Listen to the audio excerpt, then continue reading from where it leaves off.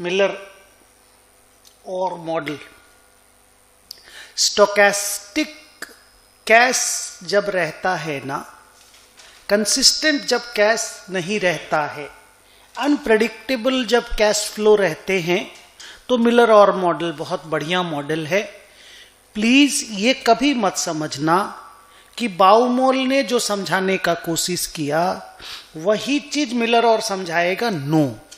उसी बात को दूसरे तरीके से बोलेगा, नो। एक अलग बात बोलेगा जो कैश मैनेजमेंट से कनेक्टेड है। नहीं समझे बात को?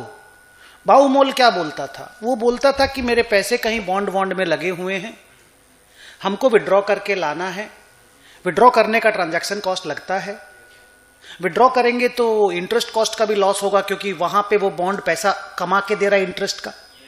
तो मुझे कितना रुपया करके विड्रॉ करना चाहिए, कितनी बार में विड्रॉ करना चाहिए, अगर एनुअल रिक्वायरमेंट मेरा से एक्स है।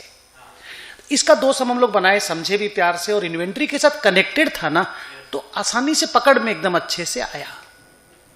ये जो बंदा है ना, ये आपको बताएगा कि एक एंटिटी है जिसका कैश ज्यादा अप्स एंड डाउन्स हो सकता है, नहीं भी हो सकता है, अनप्रेडिक्टेबल है।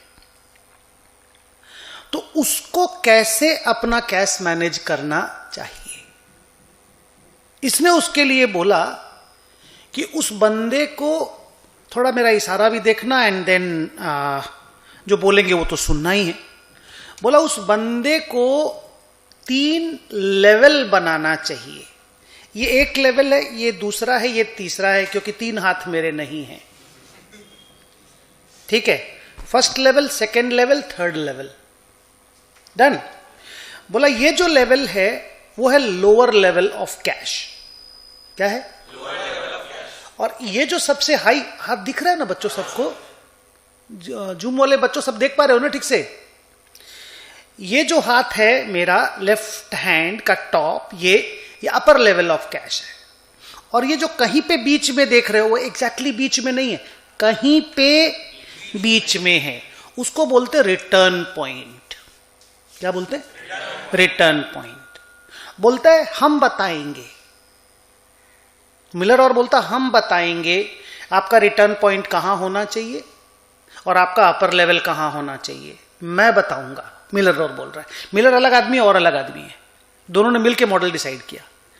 तो बोला हम लोग बताएंगे आपको, लेकिन लोअर लेवल कितना कैश आपको रखना है वो आप डिसाइड कर लो।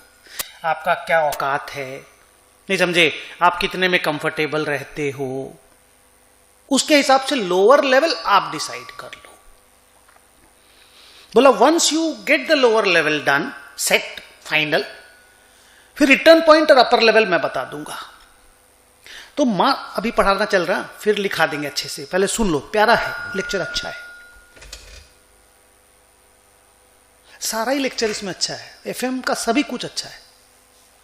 तो मान लो लोअर लेवल है 1000 रुपीज का, अपर लेवल है 5000 रुपीज का, और रिटर्न पॉइंट है मान लो 2300 रुपीज का। तो उन्होंने बोला अगर आपका, बोले ये दोनों तो हम बताएंगे, ये आपको डिसाइड करना अपनी औकात के हिसाब से और अपने कॉन्फिडेंस के हिसाब से और अपने रिस्क टेकिंग एबिलिटी के हिसाब से। भाई मिनिमम कितना रुपया रहना चाहिए? शिवम कितना रुपया पॉकेट में अभी? 400-500 रुपये। मैंने ऐसे कोई पर्सनल बात नहीं पूछ रहा हूं, इससे कनेक्टेड है इसलिए बोल रहा हूं। 400-500 रुपया है, उसका गिना हुआ नहीं है। मिनिमम 1 रुपया लेके घर से निकलते हो कि नहीं निकलते हो, हमको बताओ। जो लोग कलकत्ता के बाहर के लोग हैं, यहां रहते हैं, वो लोग, अब तो खैर बैंकिंग सिस्टम इतना स्मार्ट हो गया कि तुरंत वहां से पैसा आधा सेकंड में ट्रांसफर है। आपको फोन किया, जी पे, ऑनलाइन, 50 तरह का पैसा ट्रांसफर करने का आजकल कहानी है ना। लेकिन उस वक्त तो नहीं था जब इस बच्चे ने बेचारे ने और इस बंदे ने बेचारे ने थ्योरी दिया था, तब तो रुपया transfer was considered to be a big topic. तो उसने बोला कि एक हर आदमी एक तो मिनिमम लेवल ऑफ कैश लेकर के चलता है। जैसे मेरा एक तो क्या हैबिट है, पहले तो मैं बहुत रुपया कैश कैरी करके चलता था, माने एनी पॉइंट ऑफ टाइम मेरे पॉकेट में 25,000 से 30,000 रुपया रहता था, खाली पॉकेट में कैश। अभी मैं 2,000 से 3,000 से ज्यादा नहीं रखता, 2 to 3,000, कभी कभी 2,000 से नीचे भी रहता है, क्योंकि मेजॉरिटी जिसको भी पेमेंट करना हो आजकल जीपे और उससे हो जाता, कैश किसी को देने का जरूरत ही नहीं पड़ता। तो फिर भी 2-3 हजार रुपया रखते हैं कि बाई चांस कभी कार्ड नहीं रहा किसी को देने के लिए और पैसा मांग लिया। वैसे साला पैसा भी तो पर्स में ही रहता है, वॉलेट में, और कार्ड भी वॉलेट में ही रहता है। नहीं रहेगा तो साला दोनों ही नहीं रहेगा, है कि नहीं? बट फिर भी यही सोच के कैरी करते हैं कि कभी वॉलेट नहीं रहा तो कैश से पेमेंट कर देंगे। But minimum level of cash हर आदमी का एक ठो रहता है कि हाँ इतना रुपया तो मेरे पास कैश रहना चाहिए। उसने क्या बोला सुनो, बोला आप साल भर तक स्ट्रेस मत लो। साल भर के लिए अगला डेटा बोला, 2 साल 5 साल के लिए भी आप ग्राफ बना सकते हो।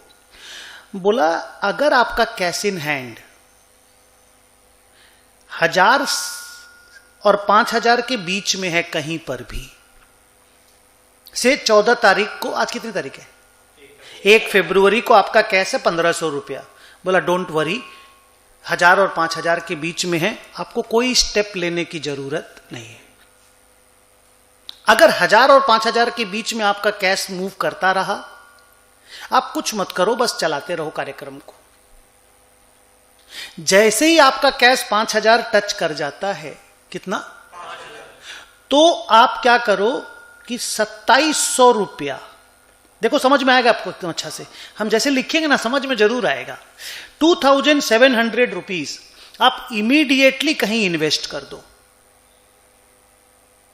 हेलो, बॉन्ड में डाल दो रे, किसी भी बॉन्ड में डाल दो, लिक्विड बॉन्ड होते हैं ना, शॉर्ट टर्म पैसा, वहां डाल दो। और जैसे ही आपका कैश 1000 रुपीज टच किया ना, आप वहां से निकाल लो अगर वहां पड़ा हुआ है, नहीं तो लोन ले लो।